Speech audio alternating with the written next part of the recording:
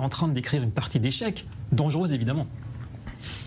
Oui, et puis du moins de ce qui a été dit, c'est ce que semblerait-il, ce que j'ai entendu aussi. Après, on ne peut pas savoir, bien évidemment. On n'est pas dans le cabinet de sécurité pour savoir, mais ce qui semblerait malheureusement se dessiner, et il faut espérer qu'il y ait, pour nous, bien entendu, le moins de dommages, et que finalement ça soit comme lorsque l'Iran tentait de nous attaquer, et finalement qu'on puisse en sortir et qu'il n'y ait pas de dégâts matériels, civils, tout ce qu'on veut.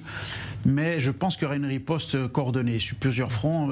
Je pense que l'Iran va répondre, peut-être avec le Hezbollah, peut-être aussi avec le Yémen simultanément, parce qu'ils ont, et peut-être même à Gaza, s'il leur reste encore quand même des capacités de pouvoir tirer aussi depuis Gaza, qui sont quand même beaucoup limitées. Ouais.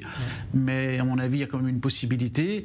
Et le but serait peut-être de saturer le dôme de fer, parce que voilà, ils savent pertinemment peut-être qu'il peut y avoir des failles, et donc ils vont essayer peut-être de faire un coup et d'essayer de nous faire trembler. Maintenant, après, bien entendu, on reste un petit peu en phase de test, c'est ça en phase de test, et je pense que là, on monte quand même d'un degré, parce qu'il y a quand même des éliminations très importantes, et le fait qu'Ismaël Haniyeh ait été tué à Téhéran, ça prouve qu'Israël a les capacités d'être... Pas revendiqué. Pas revendiqué, mais on peut penser qu'Israël l'a fait, qu'Israël en plus a les capacités finalement d'infiltrer l'Iran au plus haut niveau, parce que pour savoir où était Ismaël Haniyeh et le tuer dans son lit, comme ça si précisément, il semblerait que même il y a un engin explosif qui avait déjà été mis il y a 2 mois en arrière. Hypothèse, ouais. Donc c'est une hypothèse, rien de sûr, mais donc Israël a envoyé un message fort à nos ennemis, de nous dire on peut frapper n'importe qui, où on veut, quand on veut, et à l'heure qu'on veut. Donc l'Iran, dans ses objectifs, et on le sait, que la destruction d'Israël, sera obligé lui aussi de bomber le torse et de montrer ce qu'il a dans le ventre, donc